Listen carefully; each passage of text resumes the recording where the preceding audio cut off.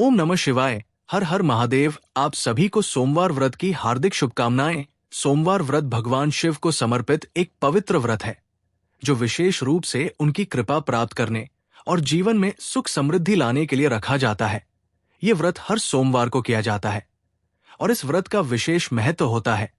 इस व्रत को करने से भगवान शिव प्रसन्न होते हैं और भक्तों की सभी मनोकामनाओं को पूर्ण करते हैं।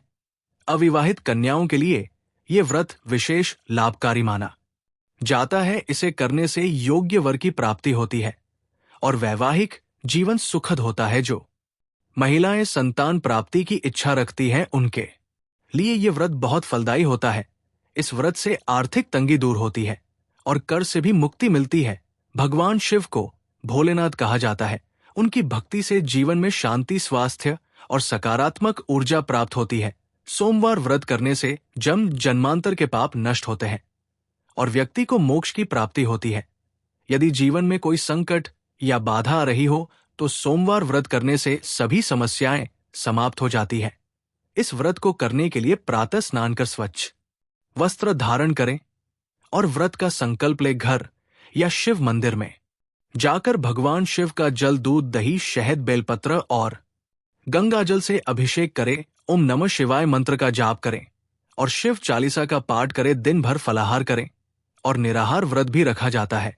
शाम के समय फिर से भगवान शिव की पूजा करें और सोमवार व्रत कथा को पढ़े अथवा सुने। शिव आरती करें और प्रसाद वितरण करें।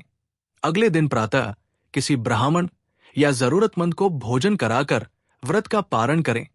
ये व्रत हर सोमवार किया जाता है या फिर 16 सोमवार तक लगातार ये व्रत करने से विशेष फल की प्राप्ति होती है। और श्रावण मास में किए जाने वाले सोमवार व्रत का भी विशेष महत्व होता है। सोमवार व्रत भगवान शिव की कृपा पाने और जीवन में सुख समृद्धि लाने का एक उत्तम साधन है। जो भी श्रद्धालु इसे श्रद्धा और भक्ति के साथ करता है उसे भगवान शिव का आशीर्वाद प्राप्त होता है और उसके जीवन की सभी परेशानियां दूर हो जाती है। अभी सुनिए सोमवार की पौराणिक व्रत कथा। आर्यव्रत में चित्रवर्मा नाम से प्रसिद्ध एक राजा थे। वे दुष्टों को दंड देने के लिए यमराज के समान समझे जाते थे। वे धर्म मर्यादाओं के रक्षक, कुमार्ग गामी पुरुषों को दंड देकर राह पर लाने वाले, समस्त यज्ञों का अनुष्ठान करने वाले और शरणार्थियों की रक्षा करने में समृद्ध थे। भगवान शिव और विष्णु में उनकी बड़ी भक्ति थी। राजा चित्रवर्मा ने अनेक परम पराक्रमी पुत्रों को पाकर अंत में एक सुंदर मुख वाली कन्या प्राप्त की। एक दिन राजा ने जातक के लक्षण जानने वाले श्रेष्ठ ब्राह्मणों को बुलाकर कन्या की जम कुंडली के अनुसार भावी फल पूछे। तब उन ब्राह्मणों में से एक बहुज्ञ विद्वान ने कहा, महाराज, ये आपकी कन्या सिमंतनी नाम से प्रसिद्ध होगी। ये उमा भगवती माता की भांति मांगलमय, दमयंती की भांति परम सुंदरी, सरस्वती के समान सब कलाओं को जानने वाली तथा लक्ष्मी की भांति अत्यंत सद्गुणों से सुशोभित होगी। ये 10,000 वर्षों तक अपने स्वामी के साथ आनंद भोगेगी और 8 पुत्रों को जन्म देकर उत्तम सुख का उपभोग करेगी। तत्पश्चात एक दूसरे ब्राह्मण ने कहा, ये कन्या 14वें वर्ष में विधवा हो जाएगी। ये वज्रघात के समान दारुण वचन सुनकर राजा 2 घड़ी तक चिंता में डूबे रहे। तंत्र सब ब्राह्मणों को विदा करके राजा ने सब कुछ भाग्य के अनुसार ही होता है ऐसा समझकर चिंता छोड़ दी। सिमंजनी धीरे धीरे सयानी हुई। अपनी सखी के मुख से भावी वैधव्य की बात सुनकर उसे बड़ा खेद हुआ। उसने चिंता मगन होकर याज्ञवल्क्य मुनि की पत्नी मैत्रेय जी से पूछा, माता जी, मैं आपके चरणों की शरण में आई हूं। मुझे सौभाग्य बढ़ाने वाले सत्कर्म का उपदेश दीजिए। इस प्रकार शरण में आई हुई राजकन्या से पतिव्रता मित्रेय ने कहा, सुंदरी, तू शिव सहित पार्वती जी की शरण में जा और सोमवार को एकाग्रचित हो स्नान और उपवास पूर्वक स्वच्छ वस्त्र धारण करके शिव और पार्वती का पूजन कर। सोमवार के दिन शिव और पार्वती की आराधना करती है। इससे बड़ी भारी आपत्ति पड़ने पर भी तू उससे मुक्त हो जाएगी। घोर से घोर एवं भयंकर महाक्लेश में पड़कर भी शिव पूजन न छोड़ना। उसके प्रभाव से महान भय से पार हो जाओगे। इस प्रकार श्रीमंतनी को आश्वासन देकर पतिव्रता मैत्री आश्रम को चली गई। राजकुमारी ने उनके कथन अनुसार भगवान शिव का पूजन प्रारंभ किया। निषद देश में नल की पत्नी दमयंती के गर्भ से इंद्रसेन नामक पुत्र हुआ था। राजा इंद्रसेन के पुत्र चंद्रागत हुए। नृपश्रेष्ठ चित्रवर्मा ने राजकुमार चंद्रागत को बुलाकर गुरुजनों की आज्ञा से उन्हीं के साथ अपनी पुत्री सिमंतनी का विवाह कर दिया। उस विवाह में बड़ा उत्सव हुआ था। विवाह के पश्चात चंद्रागत कुछ काल तक ससुराल में ही रहे। एक दिन राजकुमार यमुना के पार जाने के लिए कुछ मित्रों के साथ नाव पर सवार हुए। भाग्यवश नाव यमुना के भंवर में मल्लाहों शहर डूब गई। यमुना के दोनों तटों पर बड़ा भारी हाहाकार मच गया।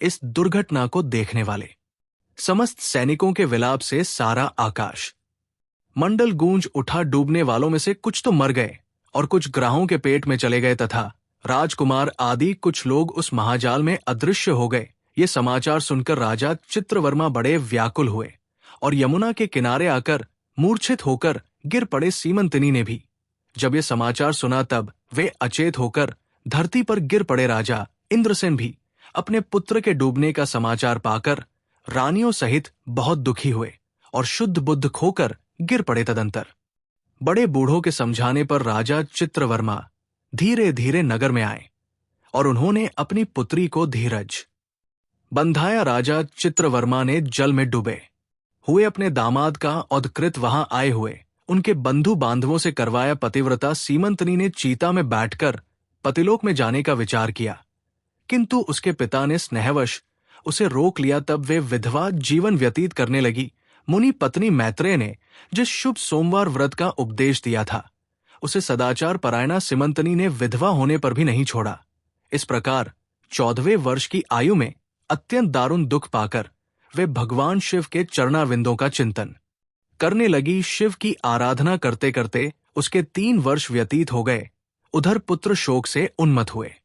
राजा इंद्रसेन को बलपूर्वक दबाकर उनके भाइयों ने सारा राज्य छीन लिया और उन्हें पत्नी सहित पकड़कर कारागृह में डाल दिया। इंद्रसेन के पुत्र चंद्रागत यमुना के जल में डूबने पर नीचे गहराई में उतरने लगे। बहुत नीचे जाने पर उन्होंने नाग वधुओं को जल क्रीड़ा में निमग्न दिखा।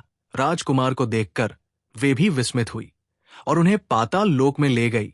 वहां चंद्रागत ने तक्षक नाग के परम अद्भुत रमणीय नगर में प्रवेश किया और इंद्र भवन के समान मनोहर एक सुंदर महल देखा जो बड़े बड़े रत्नों की प्रकाशमान किरणों से उद्दीप्त हो रहा था। भगवान सूर्य के समान तेजस्वी तक्षक नाग को सभा भवन में विराजमान देख परम बुद्धिमान राजकुमार ने सिमंतनी नेत्रों से आंसू की धारा बहाती हुई बहुत देर तक फूट फूट कर रोती रही और मोषित होकर पृथ्वी पर गिर पड़ी। अपनी प्रयत्मा के शोक का कारण सुनकर चंद्रागत भी शोक से व्याकुल हो 2 घड़ी तक चुपचाप बैठे रहे। तदंत ऋषि मंत्री उठकर राजकुमार की ओर बारंबार निहारने लगी। उसने पहले देखे हुए अंग चिन्हों स्वर आदि लक्षणों अवस्था के प्रमाण तथा रूप रंग आदि की परीक्षा करके ये निश्चय किया कि अवश्य ही मेरे पति है, क्योंकि मेरा हृदय प्रेम से अधीर होकर इन्हीं में अनुरक्त हुआ है। परंतु क्या मुझ अभागिनी को अपने मरे हुए पति का दर्शन हो सकता है? ये स्वप्न है या भ्रम अथवा मुनि? पत्नी मैत्रेय ने जो मुझे ये कहा था कि तुम भारी से भारी विपत्ति में पड़ने पर भी इस व्रत का पालन करती रहना, उसी का तो ये फल नहीं है। एक श्रेष्ठ ब्राह्मण ने मेरा 1000 वर्षों का सौभाग्य बतलाया था। उन ब्राह्मण देवता का ये वचन अवश्य सत्य होगा, ये ईश्वर के बिना कौन जान सकता है। इधर प्रतिदिन मुझे मंगल सूचक शुभ शगुन दिखाई देते हैं। पार्वती देवी के प्राणनाथ भगवान शिव के प्रसन्न होने पर देहधारियों के लिए कौन सी वस्तु दुर्लभ हो सकती है। इस प्रकार भांति भांति से विचार करके उसका संदेह दूर हुआ। तब लज्जा से उसने अपना मुख नीचे की ओर कर लिया। उस समय राजकुमार ने कहा, भद्र, मैं तुम्हारे पति के शोक संतप्त माता पिता से ये समाचार बतलाने के लिए जा रहा हूं। तुम्हारा कल्याण हो, तुम्हारे पति तुमसे शीघ्र ही मिलेंगे। यो कहकर राजकुमार घोड़े पर सवार हुए और अपने दोनों सहायकों के साथ शीघ्र ही अपने राज्य में पहुंचे। वहां नागदान के समीप स्थित होकर उन्होंने नागराज के पुत्र को राज सिंहासन पर अधिकार जमाए बैठे हुए बंधुओं के समीप भेजा। नागुमार ने शीघ्र जाकर उन सब से कहा, तुम सब लोग महाराज इंद्रसेन को अवलंब कारागृह से मुक्त करो और सिंहासन छोड़कर हट जाओ। महाराज के पुत्र चंद्रागत पाताल लोक से लौट कर यहां आए हैं। तुम आनानी ना करो, नहीं तो चंद्रागत के बाण तुम्हारे प्राण हर लेंगे। वे यमुना जी के जल में डूबकर नागराज तक्षक के घर जा पहुंचे थे। वहां से उनकी सहायता पाकर पुण्य इस लोक में लौटे हैं। नागुमार की कही हुई ये सारी बातें सुनकर शत्रुओं ने भी बहुत अच्छा कहकर उनकी आज्ञा स्वीकार की और महाराज इंद्रसेन को उनके खोए हुए पुत्र के पुनः लौट आने का समाचार बताकर उनका सिंहासन उन्हें लौटा दिया। महाराज को प्रसन्न करके भी वे लोग भयभीत बने रहे, मेरा पुत्र आ रहा है। ये बात सुनकर राजा प्रेम के आंसू बहाते हुए आनंद में डूब गए। यही दशा महारानी की भी थी। तदंतर सब नागरिक, वृद्ध, मंत्री और पुरोहित आगे जाकर चंद्रागत से मिले और उन्हें रीढ़ से लगाकर महाराज के समीप ले आए। अपने भवन में प्रवेश करके अश्रु वर्षा करते हुए राजकुमार ने माता पिता के चरणों में प्रणाम किया। चरणों में पड़े हुए पुत्र को उठाकर राजा ने अश्रु सिख हृदय से लगा लिया। वे क्रमश सब माताओं को प्रणाम करके उनका आशीर्वाद लेकर राजकुमार पुरवासियों से मिले और उन्होंने सबको यथा योग्य सम्मान दिया। उन्हें सबके साथ राजसभा में बैठकर अपना स्ववृतांत पिता से निवेदन किया और नागराज तक्षक से मित्रता होने की भी बात बताई। राजकुमार का चित्र देख और सुनकर राजा इंद्रसेन हर्ष से विबल हो गए। उन्होंने अपने मन में यही माना कि मेरी पुत्रवधू ने भगवान महेश्वर की आराधना करके इस अनुपम सौभाग्य का अर्जन किया है। निषदराज ने ये मंगलमय वार्ता दूतों के द्वारा महाराज चित्रवर्मा को भी कहला दी।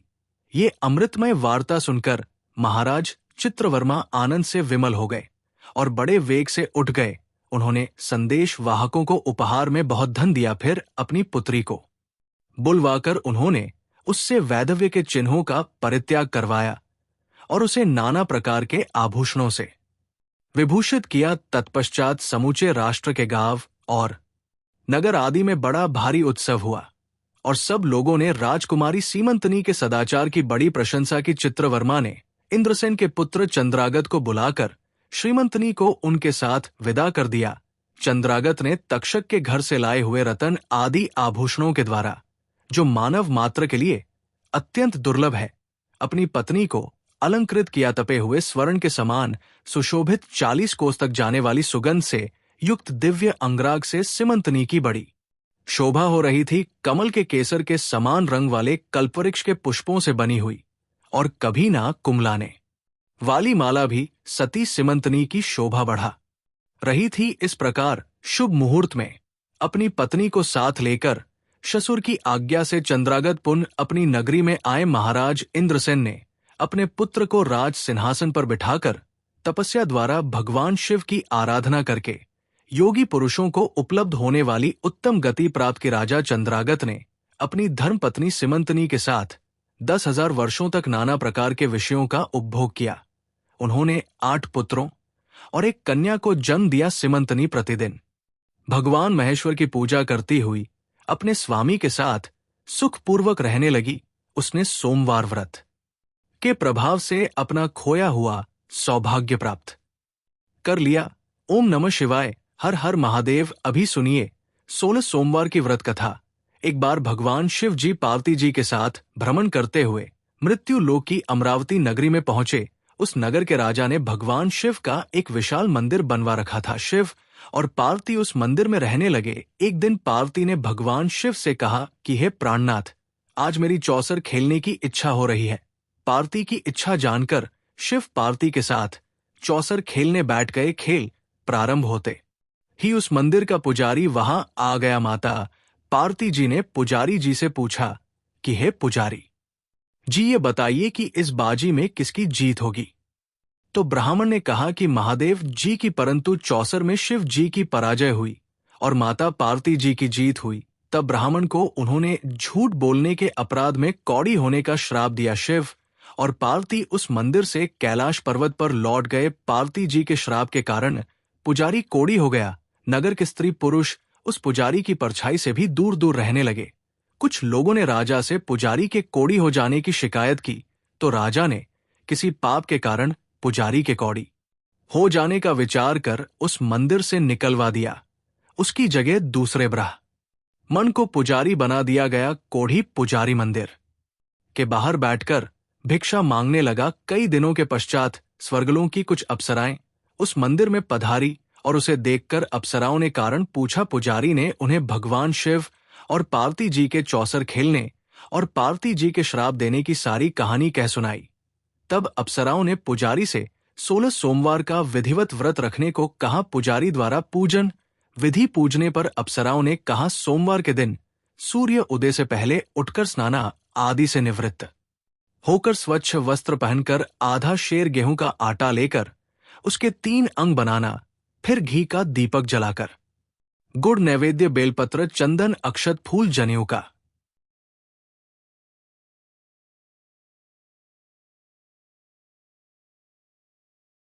सिमंतनी नेत्रों से आंसू की धारा बहाती हुई बहुत देर तक फूट फूट कर रोती रही और मोषित होकर पृथ्वी पर गिर पड़ी। अपनी प्रयत्मा के शोक का कारण सुनकर चंद्रागत भी शोक से व्याकुल हो 2 घड़ी तक चुपचाप बैठे रहे। तदंत ऋषि मंत्री उठकर राजकुमार की ओर बारंबार निहारने लगी। उसने पहले देखे हुए अंग चिन्हों, स्वर आदि लक्षणों, अवस्था के प्रमाण तथा रूप रंग आदि की परीक्षा करके ये निश्चय किया कि अवश्य ही मेरे पति हैं, क्योंकि मेरा हृदय प्रेम से अधीर होकर इन्हीं में अनुरक्त हुआ है। परंतु क्या मुझ अभागिनी को अपने मरे हुए पति का दर्शन हो सकता है? ये स्वप्न है या भ्रम अथवा मुनि? पत्नी मैत्री ने जो मुझे ये कहा था कि तुम भारी से भारी विपत्ति में पड़ने पर भी इस व्रत का पालन करती रहना, उसी का तो ये फल नहीं है। एक श्रेष्ठ ब्राह्मण ने मेरा 1000 वर्षों का सौभाग्य बतलाया था। उन ब्राह्मण देवता का ये वचन अवश्य सत्य होगा, ये ईश्वर के बिना कौन जान सकता है। इधर प्रतिदिन मुझे मंगल सूचक शुभ शगुन दिखाई देते हैं। पार्वती देवी के प्राणनाथ भगवान शिव के प्रसन्न होने पर देहधारियों के लिए कौन सी वस्तु दुर्लभ हो सकती है? इस प्रकार भांति भांति से विचार करके उसका संदेह दूर हुआ। तब लज्जा से उसने अपना मुख नीचे की ओर कर लिया। उस समय राजकुमार ने कहा, भद्र, मैं तुम्हारे पति के शोक संतप्त माता पिता से ये समाचार बतलाने के लिए जा रहा हूं। तुम्हारा कल्याण हो, तुम्हारे पति तुमसे शीघ्र ही मिलेंगे। यो कहकर राजकुमार घोड़े पर सवार हुए और अपने दोनों सहायकों के साथ शीघ्र ही अपने राज्य में पहुंचे। वहां नागदान के समीप स्थित होकर उन्होंने नागराज के पुत्र को राज सिंहासन पर अधिकार जमाए बैठे हुए बंधुओं के समीप भेजा। नागुमार ने शीघ्र जाकर उन सब से कहा, तुम सब लोग महाराज इंद्रसेन को अवलंब कारागृह से मुक्त करो और सिंहासन छोड़कर हट जाओ। महाराज के पुत्र चंद्रागत पाताल लोक से लौटकर यहां आए हैं। तुम आनानी ना करो, नहीं तो चंद्रागत के बाण तुम्हारे प्राण हर लेंगे। वे यमुना जी के जल में डूबकर नागराज तक्षक के घर जा पहुंचे थे। वहां से उनकी सहायता पाकर पुण्य इस लोक में लौटे हैं। नागुमार की कही हुई ये सारी बातें सुनकर शत्रुओं ने भी बहुत अच्छा कहकर उनकी आज्ञा स्वीकार की और महाराज इंद्रसेन को उनके खोए हुए पुत्र के पुनः लौट आने का समाचार बताकर उनका सिंहासन उन्हें लौटा दिया। महाराज को प्रसन्न करके भी वे लोग भयभीत बने रहे। मेरा पुत्र आ रहा है, ये बात सुनकर राजा प्रेम के आंसू बहाते हुए आनंद में डूब गए। यही दशा महारानी की भी थी। तदंतर सब नागरिक, वृद्ध, मंत्री और पुरोहित आगे जाकर चंद्रागत से मिले और उन्हें रीढ़ से लगाकर महाराज के समीप ले आए। अपने भवन में प्रवेश करके अश्रु वर्षा करते हुए राजकुमार ने माता पिता के चरणों में प्रणाम किया। चरणों में पड़े हुए पुत्र को उठाकर राजा ने अश्रु सिख हृदय से लगा लिया। वे क्रमश सब माताओं को प्रणाम करके उनका आशीर्वाद लेकर राजकुमार पुरवासियों से मिले और उन्होंने सबको यथा योग्य सम्मान दिया। उन्हें सबके साथ राजसभा में बैठकर अपना स्ववृतांत पिता से निवेदन किया और नागराज तक्षक से मित्रता होने की भी बात बताई। राजकुमार का चित्र देख और सुनकर राजा इंद्रसेन हर्ष से विबल हो गए। उन्होंने अपने मन में यही माना कि मेरी पुत्रवधू ने भगवान महेश्वर की आराधना करके इस अनुपम सौभाग्य का अर्जन किया है। निषदराज ने ये मंगलमय वार्ता दूतों के द्वारा महाराज चित्रवर्मा को भी कहला दी। ये अमृतमय वार्ता सुनकर महाराज चित्रवर्मा आनंद से विमल हो गए और बड़े वेग से उठ गए। उन्होंने संदेश वाहकों को उपहार में बहुत धन दिया। फिर अपनी पुत्री को बुलवाकर उन्होंने उससे वैधव्य के चिन्हों का परित्याग करवाया और उसे नाना प्रकार के आभूषणों से विभूषित किया। तत्पश्चात समूचे राष्ट्र के गांव और नगर आदि में बड़ा भारी उत्सव हुआ और सब लोगों ने राजकुमारी सीमंतनी के सदाचार की बड़ी प्रशंसा की। चित्रवर्मा ने इंद्रसेन के पुत्र चंद्रागत को बुलाकर श्रीमंतनी को उनके साथ विदा कर दिया। चंद्रागत ने तक्षक के घर से लाए हुए रतन आदि आभूषणों के द्वारा, जो मानव मात्र के लिए अत्यंत दुर्लभ है, अपनी पत्नी को अलंकृत किया। तपे हुए स्वर्ण के समान सुशोभित 40 कोस तक जाने वाली सुगंध से युक्त दिव्य अंगराग से सीमंतनी की बड़ी शोभा हो रही थी। कमल के केसर के समान रंग वाले कल्पवृक्ष के पुष्पों से बनी हुई और कभी ना कुमलाने वाली माला भी सती सीमंतनी की शोभा बढ़ा रही थी। इस प्रकार शुभ मुहूर्त में अपनी पत्नी को साथ लेकर ससुर की आज्ञा से चंद्रागत पुन अपनी नगरी में आए। महाराज इंद्रसेन ने अपने पुत्र को राज सिंहासन पर बिठाकर तपस्या द्वारा भगवान शिव की आराधना करके योगी पुरुषों को उपलब्ध होने वाली उत्तम गति प्राप्त की। राजा चंद्रागत ने अपनी धर्मपत्नी सीमंतनी के साथ 10,000 वर्षों तक नाना प्रकार के विषयों का उपभोग किया। उन्होंने 8 पुत्रों और एक कन्या को जन्म दिया। सीमंतनी प्रतिदिन भगवान महेश्वर की पूजा करती हुई अपने स्वामी के साथ सुखपूर्वक रहने लगी। उसने सोमवार व्रत के प्रभाव से अपना खोया हुआ सौभाग्य प्राप्त कर लिया।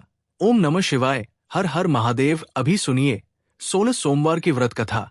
एक बार भगवान शिव जी पार्वती जी के साथ भ्रमण करते हुए मृत्यु लोक की अमरावती नगरी में पहुंचे। उस नगर के राजा ने भगवान शिव का एक विशाल मंदिर बनवा रखा था। शिव और पार्वती उस मंदिर में रहने लगे। एक दिन पार्वती ने भगवान शिव से कहा कि हे प्राणनाथ, आज मेरी चौसर खेलने की इच्छा हो रही है।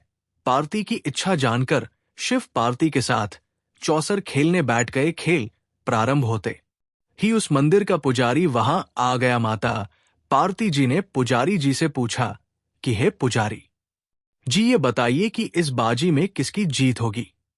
तो ब्राह्मण ने कहा कि महादेव जी की, परंतु चौसर में शिव जी की पराजय हुई और माता पार्वती जी की जीत हुई। तब ब्राह्मण को उन्होंने झूठ बोलने के अपराध में कौड़ी होने का श्राप दिया। शिव और पार्वती उस मंदिर से कैलाश पर्वत पर लौट गए। पार्वती जी के श्राप के कारण पुजारी कोढ़ी हो गया। नगर के स्त्री पुरुष उस पुजारी की परछाई से भी दूर दूर रहने लगे। कुछ लोगों ने राजा से पुजारी के कोढ़ी हो जाने की शिकायत की, तो राजा ने किसी पाप के कारण पुजारी के कोढ़ी हो जाने का विचार कर उस मंदिर से निकलवा दिया। उसकी जगह दूसरे ब्राह्मण को पुजारी बना दिया गया। कोढ़ी पुजारी मंदिर के बाहर बैठकर भिक्षा मांगने लगा। कई दिनों के पश्चात स्वर्गलोक की कुछ अप्सराएं उस मंदिर में पधारी और उसे देखकर अप्सराओं ने कारण पूछा। पुजारी ने उन्हें भगवान शिव और पार्वती जी के चौसर खेलने और पार्वती जी के श्राप देने की सारी कहानी कह सुनाई।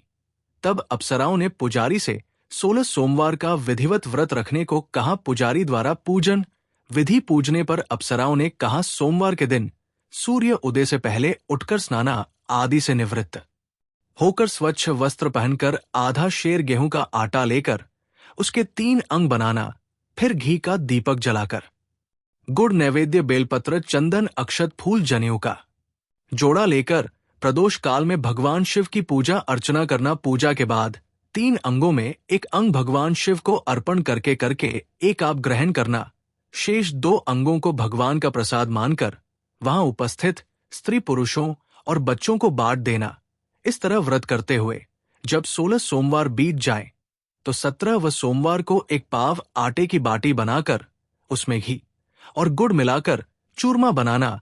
फिर भगवान शिव को भोग लगाकर वहां उपस्थित स्त्री पुरुष और बच्चों को प्रसाद बांट देना। इस तरह 16 सोमवार व्रत करने और व्रत कथा को सुनने से भगवान शिव तुम्हारी कोढ़ को नष्ट करके तुम्हारी सभी मनोकामनाएं पूरी कर देंगे। इतना कहकर अप्सराएं स्वर्गलोक को चली गई। पुजारी ने अप्सराओं के कथन अनुसार 16 सोमवार का विधिवत व्रत किया। फल स्वरूप भगवान शिव की अनुकंपा से उसका कोढ़ नष्ट हो गया। राजा ने उसे फिर मंदिर का पुजारी बना दिया और वे मंदिर में भगवान शिव की पूजा करता आनंद से जीवन व्यतीत करने लगा।